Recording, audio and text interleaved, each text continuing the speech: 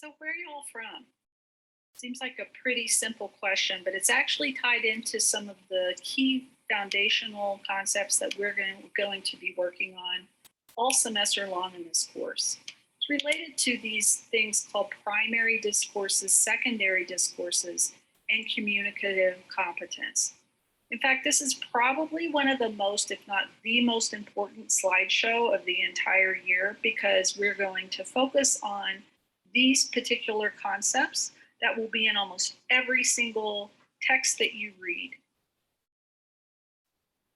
I know you're probably thinking, wait, I'm an English major and I thought we were going to talk about learning how to teach grammar and stuff. And it's true, we are. We are going to talk about that at different points in the semester. But I want you to think beyond grammar to language itself. Grammar is included in that, of course, but language also is connected to who we are, to where we're from, to our culture, to our identity. And that's why we're going to be thinking about it in a much broader sense this semester in this course. And that's also why I titled this module, How What You Say and How You Say It Reflects Who You Are and What You Can Be. The way we use language can be a form of access to other communities beyond our own, and it can also help us to grow whoever we are. So this is really big. And I want you, by the end of this slideshow, to be able to have three things under your belt. First of all, I want you to understand what these terms mean. I want you to know why they're important to you and to your students. And incidentally, I also think that you should be thinking about how they can help you get an A in this class. That's because they are at the foundation of everything that you are going to read, that you're going to make, that we're going to talk about all semester long. So it's really important that you know about them now. But the most important reason for me is that I think that these words are a really powerful lens for you to look through to see your students as human beings first, to think about their identity, to think about their culture, to think about their families, and how they're using language to express what that identity is. And only when you do that will you be able to do the very best job you can in teaching them to become better writers, better speakers, listeners, thinkers, and readers. So let's unpack these terms. The very first one is discourse. And if you watched that video already that was on James G's work, he really is the person who has brought the concept of discourse to the forefront of the educational community.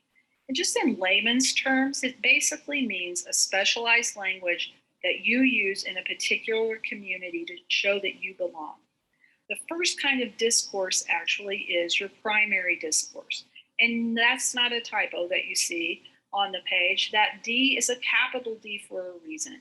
Your primary discourse is the discourse that is closest to your heart and closest to your development. It's the discourse, the language that you acquire as a child in your family and that you share with your friends and with the community where you grew up. In fact, it's so much a part of who you are, you probably don't realize that you ever learned it. It's something that you almost soaked up from the environment that you were in. Because it's so important to who you are as a person, it also has to have a big effect on how you communicate with others. You probably can't remember a time when you haven't spoken it or composed in it, and that's how it's become part of who you are. So in my case, my dad, for instance, would say this on a regular basis, and I knew exactly what he meant. Boy, howdy. Those folks are just a bunch of sorry, no good outfits. Listen, y'all, if they try that again, I'm liable to fly off the handle. That would not be an unusual thing for you to hear my dad say. I still to this day don't know what a no good outfit is, but I did understand, as you probably can too, that it meant my dad was mad. So the other thing, though, it helped me do is to realize that this is how we speak Okie. Again, I wasn't consciously aware of that, but I did know this was how we use language across groups where I was growing up. And so there was never any need at all for translation. In fact, probably the only time I and you too realized that your primary discourse is even a thing is when you venture out into other discourse communities, also known as secondary discourse communities, and you realize, whoa, not everybody speaks the way that I do. Because those secondary communities are specialized groups beyond your primary group of folks, they speak in a language that sounds unfamiliar to you.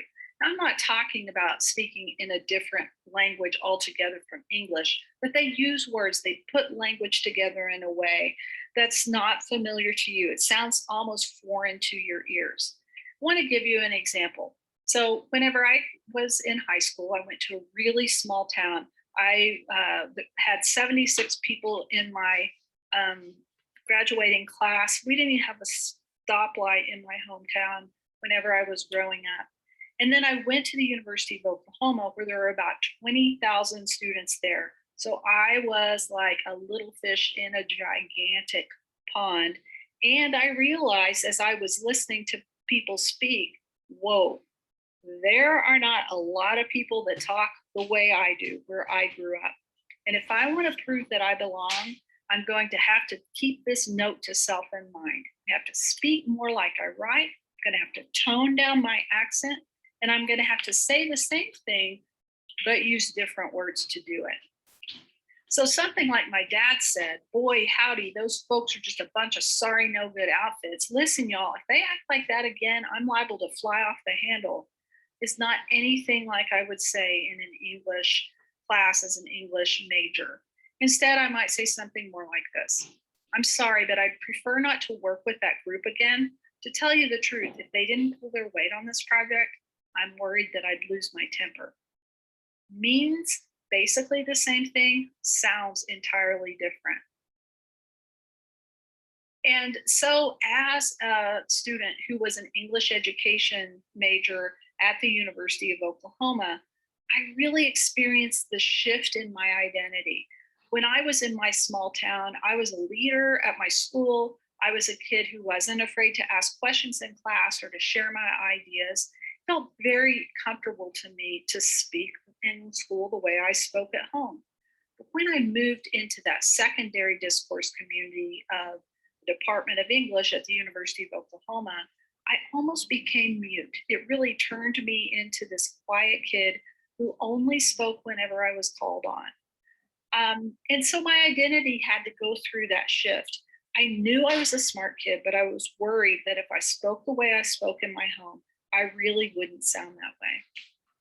Sounds like a sad story, has a happy ending. Obviously, I'm your professor in an English department at Colorado State University. I'll tell you more about that whenever we get into the next slideshow. But before we go, that was your Easter egg for this module. If you can tell me what university I went to, which was the University of Oklahoma, I got 1, 2, 3 degrees from that university. If you can send me an email, say, hey, I know where you graduated, then I will add a point to your grade. Done. And you will have gotten the Easter egg for this particular module. Okay, I'll see you in the next one.